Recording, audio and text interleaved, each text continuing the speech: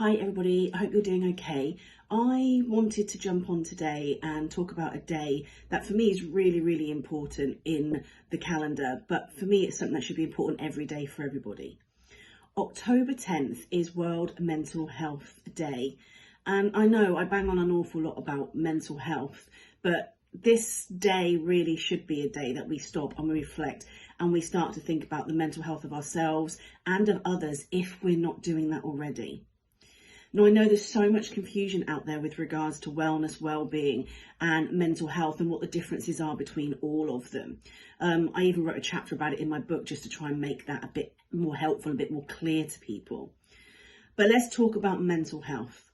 So the reality at this moment in time, according to Mind, the stat is 1 in 4 people will experience a mental health issue at any time within a 12-month period. But what does that mean? What does that actually look like?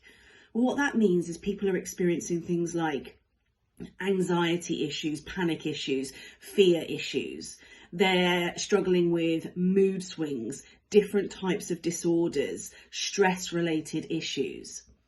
And so that really affects someone's life. And that's what mental health does. It's not about just experiencing a little bit of nervousness and calling that anxiety.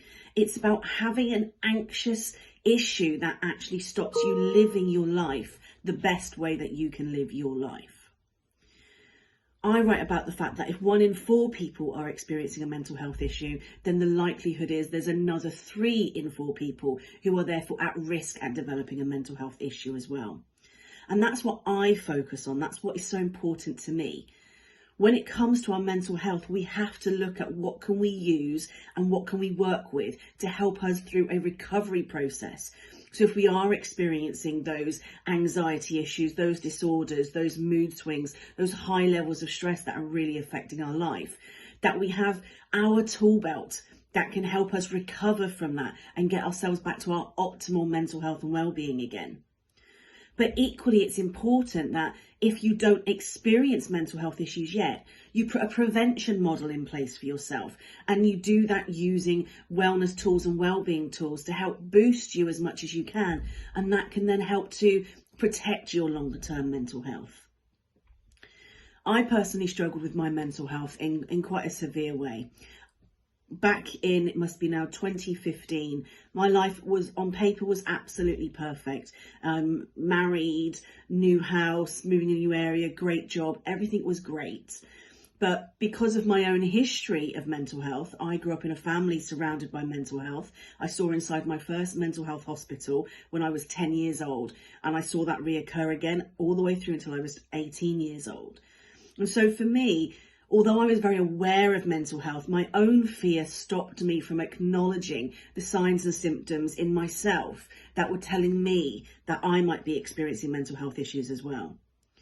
And so for me, it got to the stage where extreme burnout caused by high levels of stress in both my professional life and personal life led to high levels of anxiety, specifically health anxiety. And that led to really bad panic attacks. That then moved into low mood and depression, and eventually I had agoraphobia.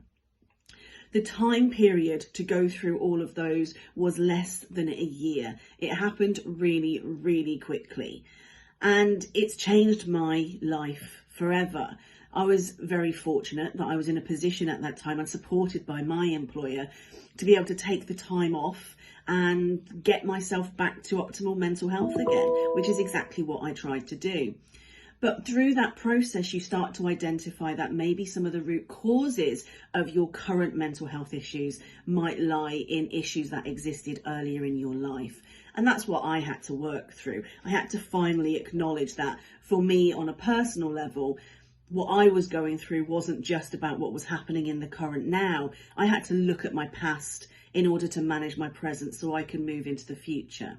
And that's what I do now. That's what I do when I work with my clients. I help them to heal from the past, manage the present, and create a future that is healthy for them. And that's what I want you to think about on this World Mental Health Day. Look at your mental health, really understand what the possible signs and symptoms might be. Understand what that looks like for you or what that might be looking like for somebody else. Really make some decisions for yourself. Am I looking after my mental health as well as I could? Whether that be you are experiencing issues and you're part of the 1 in 4, if you're not yet experiencing issues and you're part of the 3 in 4. We need to develop systems that allow us to both have recovery and prevention. That's what I tried to create with 8Wise. I tried to create a model that you could use whether you are recovering or you are in a prevention phase, so that you had the ultimate tool belt. And if that works for you, then great. But if it doesn't, there are so many amazing therapists, amazing coaches, so much information out there right now as well. So what I say to you this World Mental Health Day is put yourself back as your priority in your life. Make your mental health your priority in your life. Check in with yourself. Make sure that you are feeling at your optimum best. And if you're not,